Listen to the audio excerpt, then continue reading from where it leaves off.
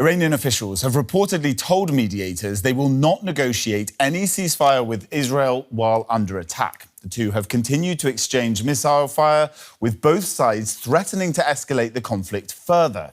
Iranian media say 224 people have been killed since Friday, of which 90% are civilians. The Israeli Air Force says it's launched strikes on dozens of targets across Iran, including the capital, Tehran. Blasts shook Tehran as Israeli strikes continued for a third consecutive day. Residents were seen lining up for fuel, many hoping to flee the capital amid relentless bombardment. We don't have access to a shelter anywhere in the city. There are no places people can go in an emergency. Iranian officials say schools and mosques are being used as makeshift shelters. But even in Mashhad, at Iran's most prominent religious site, worshippers were shaken by a nearby explosion. The strike on the northeastern city is Israel's deepest yet, a hit on a refueling plane at the Mashhad airport.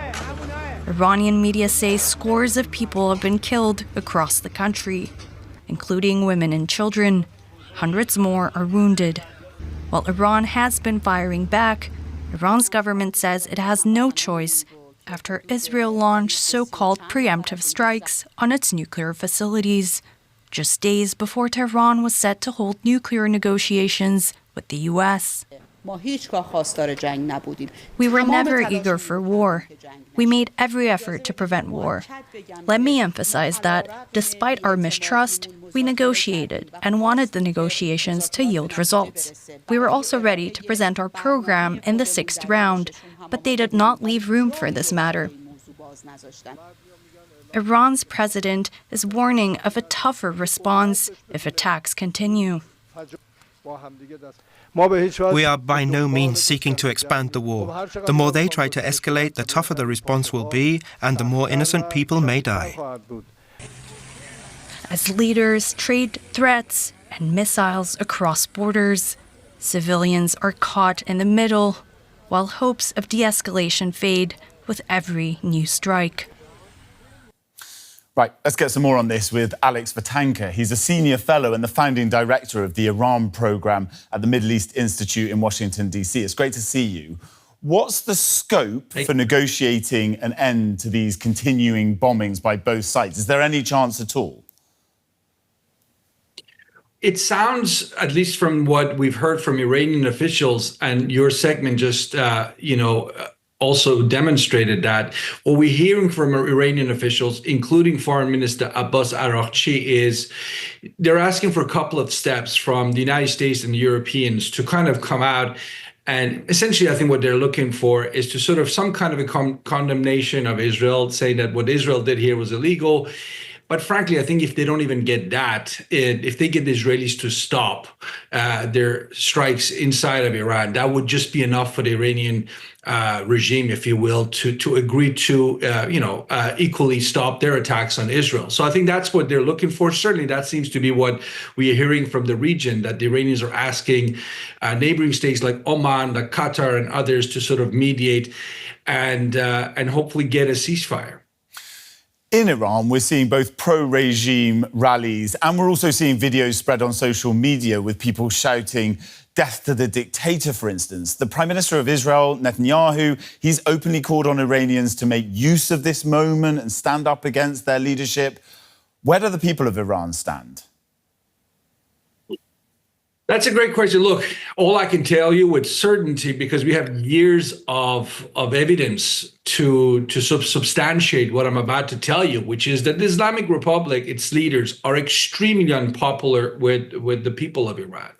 You know, there are no hard data for obvious reasons. You can't go out there, ask the street of Iran what they think of the regime. But it's very clear people of Iran find this war to be as a result of the mistaken policies of particularly one man, Supreme Leader Ayatollah Ali Khamenei, going back to pretty much when he became Supreme Leader back in 1989. So there's a lot of anger why he has forced the country to this point.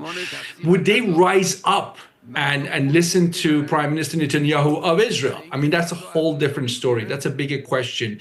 And, what remains to be seen, if there is anything behind what Netanyahu is saying. I mean, have the Israelis prepared something? Do they have local actors right now to sort of ready to rise up? There are no signs of that. So this notion that you just go out there and ask the Iranian people to topple the regime, when the regime, as of today, still pretty much intact and in place, is asking ordinary Iranians to risk their lives. And that's where I get skeptical, because the Iranian people don't like the regime, but they also seem to be very keen, obviously, not to get themselves into trouble. But that could change. I mean, if this thing continues, that could change, and you can see protests coming out. And certainly we've seen lots of popular protests in Iran in recent years because they don't like the regime. Now, Israel seems to be able to hit all kinds of targets in Iran. What does this show about the Iranian military? Absolutely. I mean, from when this sort of began, early hours on Friday, what the Israelis have done is, essentially shock the system in Iran in terms of the leadership, the way they've been able to take out senior members of the leadership, target all sorts of sites, from the nuclear related to the military related. So Israel's, created a lot of damage, if you will, to put it mildly. How long Israel can stand, keep the pressure up, continue doing that, I don't know. That remains to be seen. And equally, I would say a lot of on the part of Israel, their desire to continue this fight, I'm assuming, will also very much depend on Iran's ability to continue the barrage of missiles and drone attacks, which have now happened for 3 nights. And this is something unprecedented for the Israelis. They've never seen this before. What kind of public pressure exists in Israel? Can Prime Minister Netanyahu stay the course? What about the role of other states, the United States, the Europeans, others? So a lot of factors here at play. But for now, we're engaged in the tit for tat, and they seem to be willing to continue that in the short term. But as I said, ceasefire is something that I think the Iranians definitely want. I'm not so sure if Israel right now wants a ceasefire too, because they might actually aim for that. If end mission is a regime change, then it's too early to ask for a ceasefire. Very quickly, the Islamic Republic of Iran has a history of targeting its domestic critics in these situations. Have we seen any of that yet? Oh, yeah, they're very fearful. I mean, one of the things that's very clear, which stands out, is the fear that they have about that popular uprising. Because, as I said, unpopular regime that has brought this war to Iran's borders. So they're fearful of protests and people coming out. And they don't know if they can repress it this time around. Alex Vatanka, thank you so much for joining us on DW.